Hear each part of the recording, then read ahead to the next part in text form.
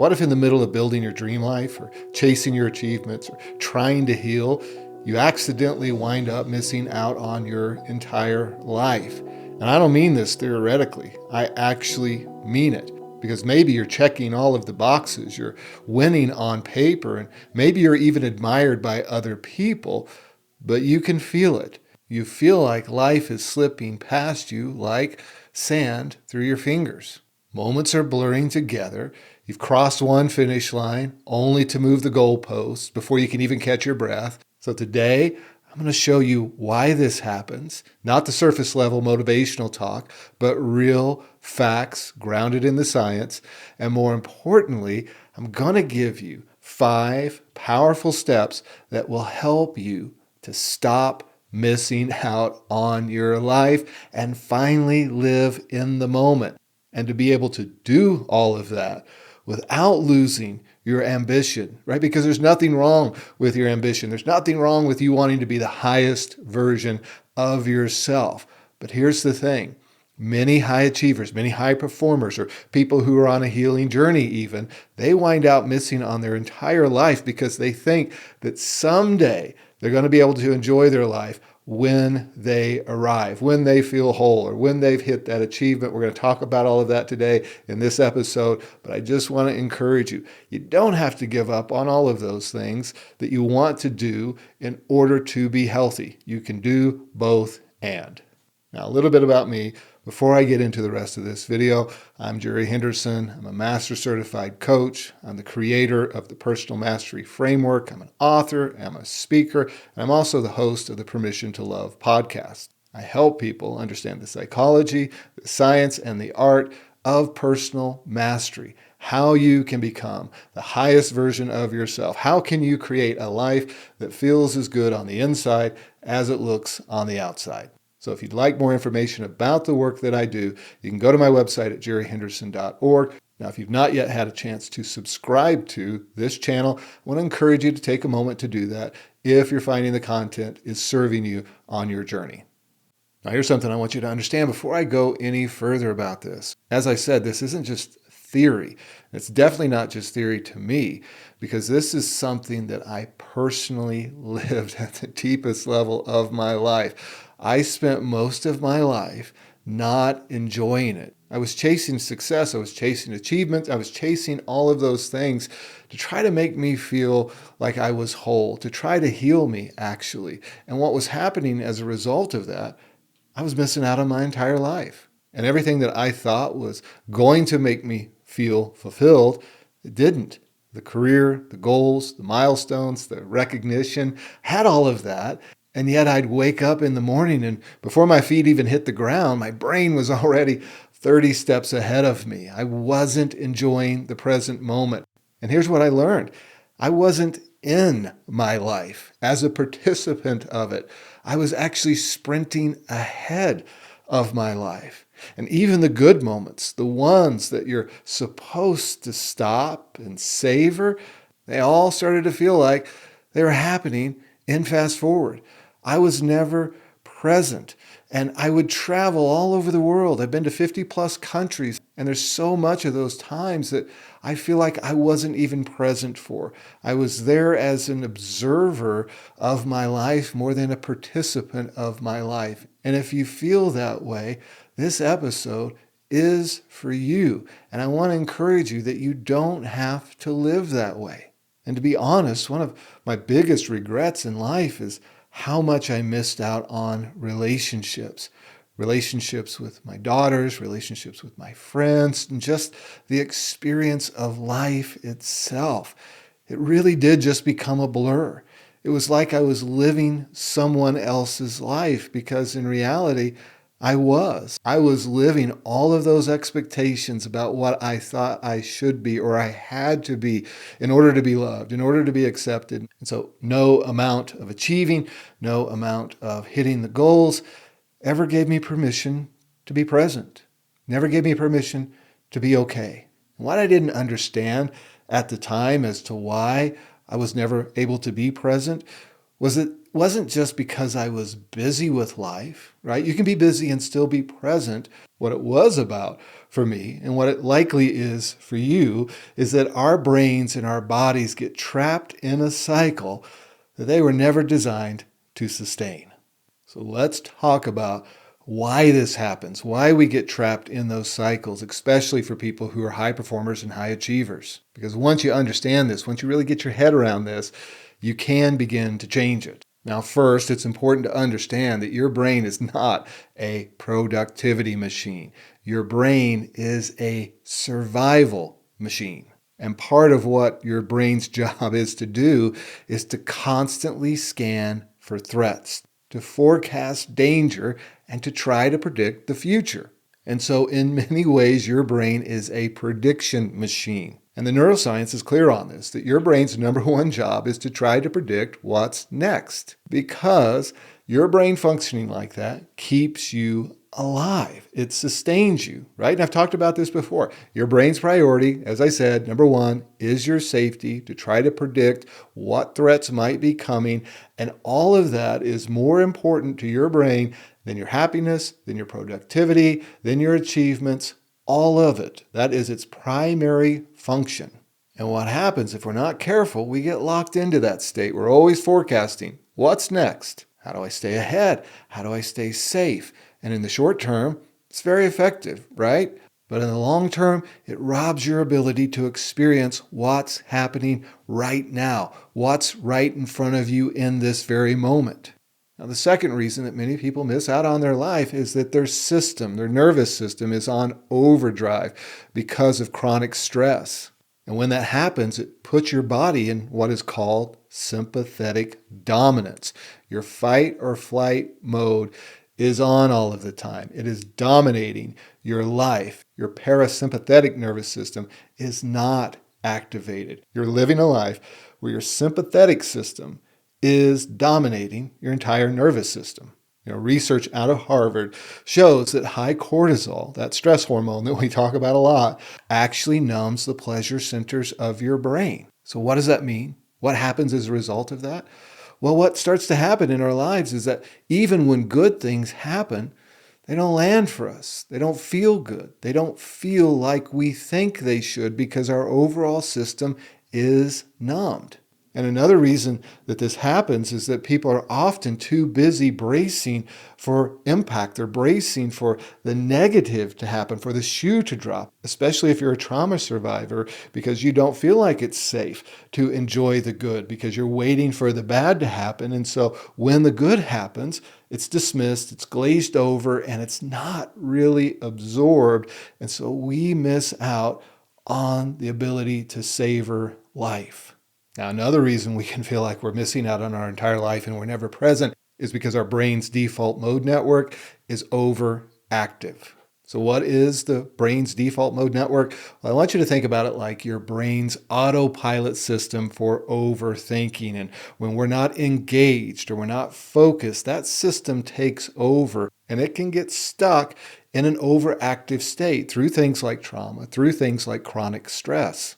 And when it takes over, it can start to loop the past worries, past regrets. That's where rumination comes from.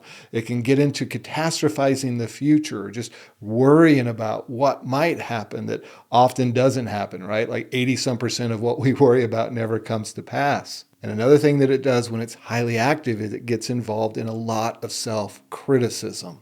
Now, the research also shows that for high achievers, high performers who are stuck in chronic stress, this DMN network, it becomes dominant. So even when you're resting, your mind is still replaying mistakes, scanning for threats, questioning your worth. So you're up there all the time in your mind, right? You're so much in your brain that you're not in your body. You're not in the present moment. You're not with other people. And you get told things like, you're here, but you're never here. I know you, but I don't know you. A lot of what you're experiencing around that is because the DMN is in an overactive state.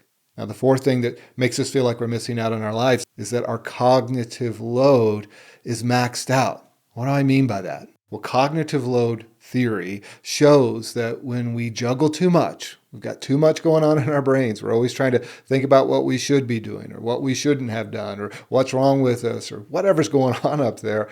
Our working memory, it gets saturated. You literally lose the capacity to notice the moment that you're actually living in. Your brain stops paying attention to your external environment, your body's sensations, what's going on, because it's overloaded. That's why you can drive home mindlessly and not even know how you got there. And that's why a year can pass by and feel like it was a month.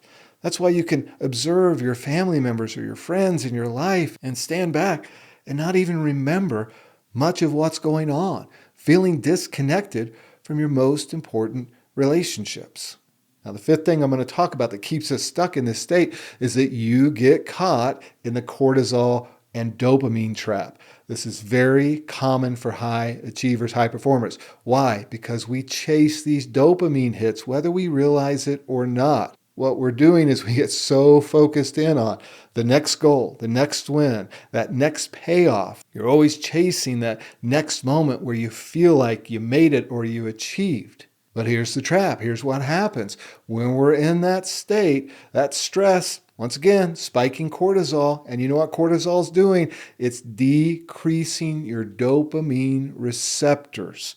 It's decreasing the sensitivity that your dopamine receptors have. And what happens as a result of that? That translates into you now need bigger and bigger wins just to feel alive.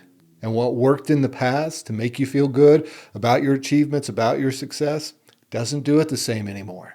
And then what happens is every day starts feeling more and more numb, more and more hollow. And then a sense of hopelessness can begin to set in because the promise of the payoff isn't there anymore.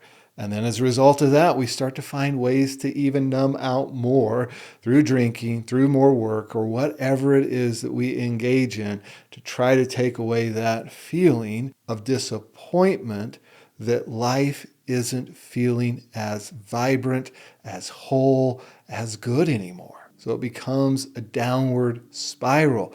We're trying to escape from what once gave us a sense of escape that's not working anymore. And we wind up not being present for the majority of our life at that point.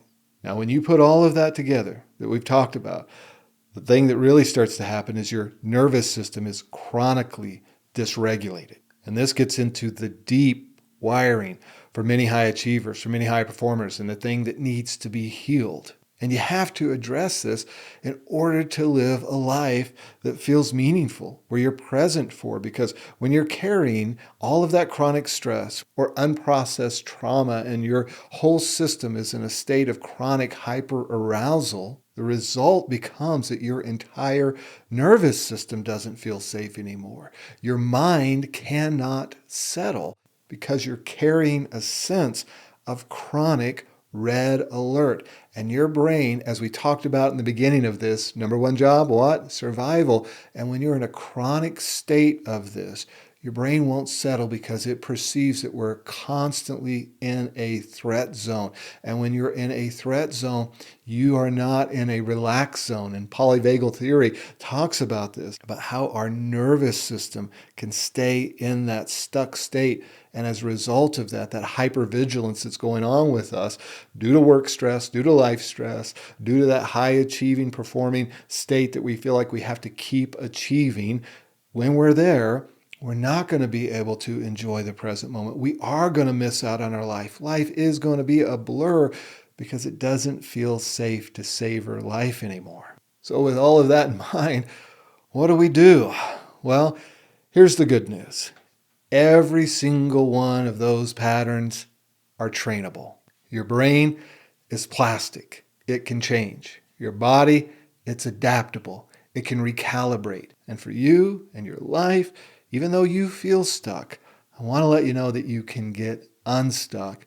And I'm going to give you some tips right now about how you can do that, how you can get unstuck from a state of feeling like you can't enjoy your life, that you're missing out on all of it, and how you can begin to be present and enjoy your life so you don't feel like you're missing out on all of the beautiful things that you're trying to create and build.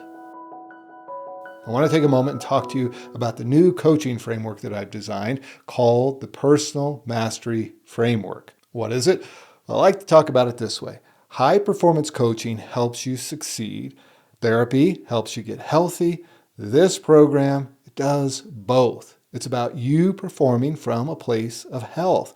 It's about doing the inner work so that you can create sustainable success. It's about aligning your outer world with your inner world and your inner world with your outer world. And I like to say it's about helping you create a life that feels as good on the inside as it looks on the outside. Because here's the thing. A lot of performance coaching is simply about trying to grind more and only a focus on external success. And those are all good things, right? Wonderful things. I like success. You like success. We like successful relationships. We like successful businesses. We like successful bank accounts, right? But what happens is sometimes we've been chasing all of that. We've been trying to achieve. We've been trying to get ahead. We've been trying to get to those places. And what we find is that we don't have any fulfillment.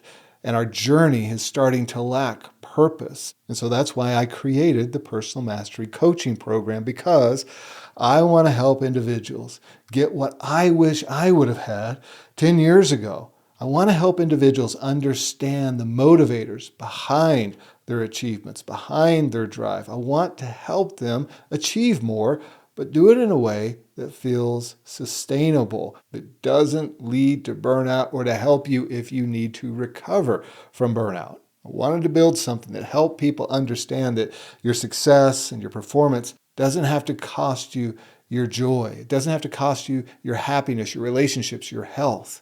Now, the program is built on 6 pillars that are research-based, evidence-based, that have been directly developed as a part of my time at Harvard University. The first pillar is mindset, or the psychology of happiness and success. The second pillar is resilience, or the science of emotional mastery. The third one is about living present, or the art of fully living. The fourth one's about alignment, or how do you get the inside to match the outside, or the outside to match the inside. And that's where we get into things like strategy work, vision, goals, habits, etc. The fifth one is around connection. How do you build meaningful relationships or a sense of belonging? Because the research is so clear. If you had to choose one thing to increase your overall levels of well-being, it's better relationships. So as a part of the program, you'll learn how to create those better connections, those better relationships, starting with the relationship that you have with yourself. And then finally, the sixth pillar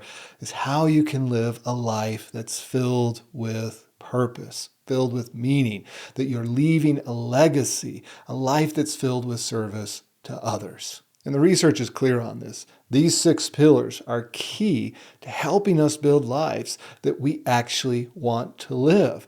It's allowing us to build and to create success that's sustainable. Because for many people, they spend a lot of time trying to master success, master achievements, master performance. They're mastering everything in their life, but what they're not doing is figuring out how to master themselves, how to build personal mastery or self-mastery. So if you're interested in learning how to do that, how to build self-mastery, personal mastery, I want to invite you to go to my website at jerryhenderson.org, where you can simply go to the description in this video, click the link there. It'll take you to my website, and you can learn more about the Personal Mastery Coaching Program. And while you're there, you can set up a free strategy call where we can connect one-on-one, and we can determine together if this coaching program is the right fit for you. I'm looking forward to learning more about your goals, and most importantly, learning more about you. So let's go through this 5-step framework about how you can be present and enjoy your life. Number 1, we've got to start working on calming the body in order to free the mind. Often, before you can think differently, you need to feel differently. And this is where regulating your nervous system comes into play.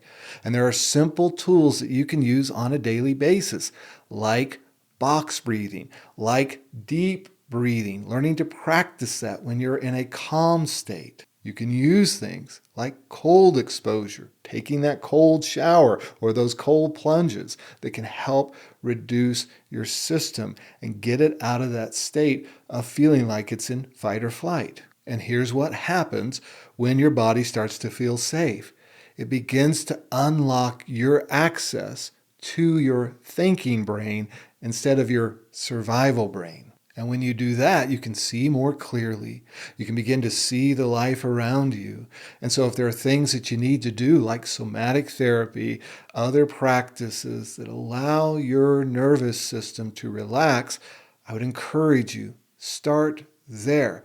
Because we're going to miss out on our life when our body doesn't feel like it's okay to be present. It doesn't feel okay to relax. And you're shaking your leg 100 miles an hour. And as soon as you sit down, you feel like you got to get up and do something. I remember a time in my life where I'd sit down, try to relax, and I'd get up and I'd start walking around looking for something to do, to occupy me, to distract me, to keep me feeling like I was being productive. And there was a moment where I got up and was going to go do something, and I didn't even know why I was getting up or what I was going to go do. I just started wandering around looking for something to fix, something to keep me busy, because I didn't feel safe to be present. So if you're in that state, this is about body. This is about the body being able to feel like it can relax. And there are methods that you can use to help you do that. So I would encourage you, try things like deep breathing exercises while you're sitting on the couch, while you're driving, because what that's doing is it's building a foundation for your body, for your nervous system to feel okay, to feel more relaxed. If you can start building that foundation, you're sending a signal to your body that it's okay to be, and you're starting to turn on that sympathetic nervous system. And when you do that, you feel safer to be present, to observe. It allows you to let go of all that chronic stress, those worries about tomorrow or the regrets about the past, because you can be with yourself in that moment. And here's a tip that can help you when you're doing those deep breathing exercises. Really observe your breath. Get into a mindful state and just watch your abdomen rise and lower. And that brings you into the present moment, which once again is telling your body that it's okay to be here right now. Because here's the truth. You can't think your way out of a dysregulated nervous system. You have to feel your way into a state of calm. And so when you're trying to calm your body, observe it. Become curious about why you don't feel safe. Tell yourself that you are safe and take advantage of and leverage your body's ability to produce all of these chemicals that tell you that it's okay to be here now. And once again, one of the things that you can do that's really easy is deep breathing exercises. Now, another thing that can be helpful in allowing you to be present is to break the when-then trap that's so prevalent among high achievers, high performers, and people who are on a healing journey. And here's how that when-then trap plays out. When I achieve X, or when I arrive to X place, then I'll feel peace. Then I'll give myself permission to relax. Guess what? It's a lie. It's a trap. And I tell people all the time that we have this narrative in this story that the season that we're in of chronic stress, always trying to perform, never being able to be present, is a season. We keep using that language. Well, it's just a season. And when this season is over, then I'll recalibrate. Then I'll allow myself to relax and enjoy things. But can I encourage you on something that if your season has turned into months, years, decades, it's not a season anymore. It's a lifestyle. And it's living a life that's in a dysregulated state. And there's no way for you to feel present in that. And there's no way that you're not going to feel like you're missing out on your entire life when you're in that state. And here's something really important to remember in all of this. If you can't give yourself permission now to enjoy life, you're not going to be able to do it then. Because the same version of you who is here now is going to be there when you get to whatever place in your mind that you think you need to get to in order to allow yourself to enjoy your life. So how can you break that when-then trap? Build micro moments of presence into your day. And if you need to, schedule them. Put a reminder on your phone or an alarm to have joyful interruptions throughout your day. Maybe it's taking time to get out and get some sunlight. Maybe it's listening to some music that you really enjoy. Maybe it's a 60-second pause to just allow yourself to express gratitude. All of those things, what they're going to do is they're going to bring you into the present moment and allow you to observe and engage in your environment. And here's the great thing, the research backs this up, that if you take these moments and pause and connect, you're going to build more resilience and you're going to increase your vagal tone, which is a part of that polyvagal theory that I talked about earlier. And when you increase your vagal tone, it helps you get into a better state of relaxation. And when you're more relaxed, you're able to be present and enjoy your life. Now, third thing you can do to stop feeling like you're missing out on your life is to anchor into small moments that feel meaningful. And what we're trying to do here is to train our brain to start looking for meaningful moments. And a practical way you can do this is to keep a journal around this or to make notes on your phone and ask yourself, what moment today made me feel alive? Was there a moment today that I felt alive, that I savored it for just a moment, that I was able to experience it? And this ties back to what we just talked about, making those interruptions throughout your day to allow yourself to have and experience joy. And the research shows that if we'll allow ourselves to experience it and then savor it by journaling it, by anchoring in it, by marking it, what it does is it boosts dopamine in your brain, and it starts to rewire your brain towards more appreciation. It starts to wire your brain to see all of the things around your life that you want to connect with. And guess what that's doing? It's pulling you out of stress state. And it's allowing you to see your life, experience it, and stop feeling like you're missing out on it. Now, the fourth thing you can do is to practice stopping and observing. So what do I mean by this? Well, this is the practice of allowing yourself to pause and to observe between the transitions throughout your day. So between meetings, between calls, between tasks, use the stop technique. Take a moment, stop, take a breath, and observe what's going on in the moment. Observe how you're feeling, what's going on with your body. Just observe, step into the observer mode, so that you can be present before you just move on to the next thing.